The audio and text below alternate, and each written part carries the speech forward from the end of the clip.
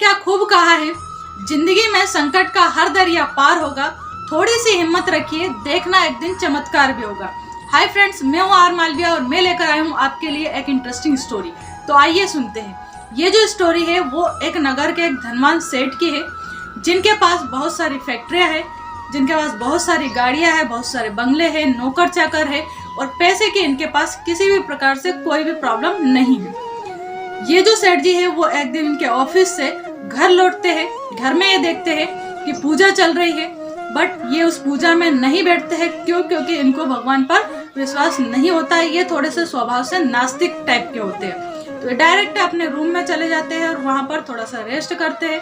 दिन भर जो आज इनने काम किया है उसका एनालाइज करते हैं। नौकर को बुलाते हैं, उससे एक गिलास पानी बुलवाते हैं, पानी पीते हैं। इसके बाद ये थोड़ा सा बेचैनी फील करते हैं। नौकर को फिर से बुलाते हैं और बोलते हैं कि डॉक्टर्स को फ़ोन लगा दो, उनको बुला लो, क्योंकि मुझे थोड़ी सी बेचैनी हो रही है, तो डॉक्टर को दिखा लेते हैं क्या प्रॉब्लम है। नौकर डॉक्टर्स को बुलाता है, डॉक्टर्स आते हैं, चेकअप करते हैं। पता चलता है कि ये जो सेठ जी है इनको किसी भी प्रकार से कोई भी दिक्कत नहीं है। फिर भी जो सेठ जी है इनकी बेचैनी दूर नहीं हो रही थी। डॉक्टर से पूछते हैं कि क्या प्रॉब्लम है। डॉक्टर्स बोलते हैं कोई प्रॉब्लम नहीं है, आप बिल्कुल स्वस्थ हो सकता है आज आपने थोड़ा ज़्यादा काम किया हो, इसलिए थोड़ी सी बेचैनी आपको फील हो रही हो थकान के कारण।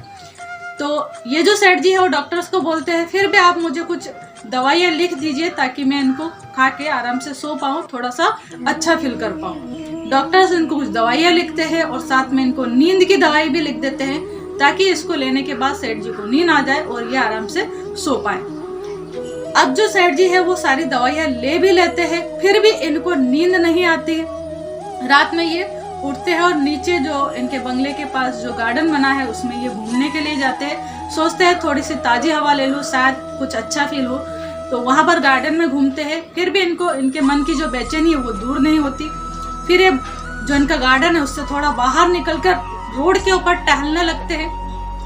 टहलते टहलते काफ़ी दूर तक चले जाते हैं और वहाँ पर एक चबूतरा रहता है, उस पर जाकर ये बैठ जाते हैं और सोचते हैं कि मुझे क्या प्रॉब्लम है, मुझे इतनी बेचैनी आज क्यों हो रही है। तभी इनके पास एक कुत्ता आता है और इनकी एक चप्पल उठाकर ले जाता है। ये सेठ जी उस कुत्ते के पीछे भागते हैं और उनकी चप्पल लेने की कोशिश करते हैं।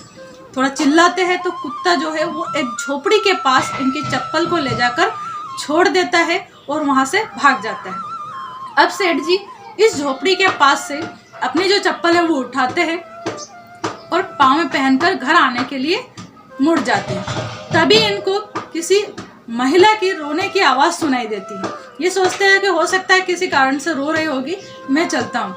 फिर इनका मन नहीं मानता तो थोड़ा सा ये पीछे मुड़ के वापस से जाते हैं और झोपड़ी का दरवाज़ा खटखटाते हैं और पूछते हैं कि बहन मुझे माफ़ करना, आप क्या बता सकती हैं कि क्यों रो रही हैं, आपको क्या तकलीफ है। तो महिला बाहर आती है और बोलती है कि सेठ जी मेरी ये 7 साल की एक लड़की है जो कि कई दिनों से बीमार है और डॉक्टर ने बोला है कि इसका जल्दी ऑपरेशन करवाना है, नहीं तो ये मर जाएगी। मुझे इसके इलाज के लिए पैसे चाहिए और मेरे पास पैसे नहीं है। तो सेठ जी बोलते हैं कि रोने से क्या होगा, आप जहाँ पर भी काम करती है वहाँ से थोड़ी बहुत मदद लीजिए और इसका इलाज करवाइए, आप रोइए मत, रोने से कुछ नहीं होगा। तो महिला बोलती है कि मैंने ये कोशिश करके देख ली है, पर इसके जो इलाज में खर्च है वो कुछ ज़्यादा ही है और इतना पैसा कोई भी मदद के लिए नहीं दे रहा है। मैं रो तो इसलिए रही थी क्योंकि कल हमारे यहाँ एक बाबा जी आए थे और उन्होंने कहा था कि बेटा सुबह 4 बजे तुम रोना स्टार्ट करना, देखना तुम्हारे पास कोई ना कोई मदद के लिए जरूर आएगा। और इसीलिए मैं रो रही थी और भगवान से मदद मांग रही थी कि कोई आए और मेरी मदद करे। सेठ जी थोड़े से अचरज में पड़ते हैं और सोचते हैं कि क्या भगवान ने मुझे इसीलिए यहाँ पर पहुँचाया है। अब जो सेठ जी है वो बोलते हैं कि ठीक है तुम रोना बंद करो, मैं इसका इलाज करवाऊंगा। फटाफट एम्बुलेंस को फ़ोन लगाते हैं, डॉक्टर्स को बुलवाते हैं और उस लड़की को हॉस्पिटल में एडमिट करवाते हैं और डॉक्टर्स को बोलते हैं कि इसको आपको पूरी तरह से स्वस्थ करना और इसके इलाज में जो भी खर्चा आएगा वो आपको मैं दूंगा। अब जैसे ही जो सेठ जी है वो फ़ोन लगाते, इनके मन की जो बेचैनी है वो दूर हो जाती है। उस महिला को सेठ जी बोलते हैं कि आप रोना बंद कीजिए, आपकी लड़की जो है आप पूरी तरह से स्वस्थ हो जाएगी, जल्दी इसका इलाज स्टार्ट हो जाएगा और ये ठीक हो जाएगी और आप मेरे यहाँ बहुत सारी फैक्ट्री है, उसमें से जिस भी फैक्ट्री में आपको जमे उसमें आप काम पर लग जाना, और मैं आपको एक सर्वेंट क्वार्टर भी देता हूँ, वहाँ पर आप आराम से रहिए, आपको कोई दिक्कत नहीं होगी। अब सेठ जी इनके घर आते हैं, सोचते हैं कि क्या वास्तव में यहाँ पर इस दुनिया में कोई ना कोई शक्ति है जो हम सबको चला रही है।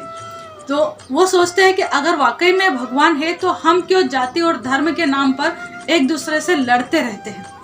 सेठ जी काफ़ी विचार करते हैं और इनका जो विश्वास है वो भगवान में थोड़ा सा होने लगता है कि वाकई में एक कोई ना कोई शक्ति है जिसने मुझे उस महिला की मदद के लिए वहाँ पर पहुँचाया। तो ये जो स्टोरी है इससे हमें यही शिक्षा मिलती है कि इस दुनिया में अगर देखा जाए तो सबसे बड़ा जो धर्म है वो इंसानियत का है।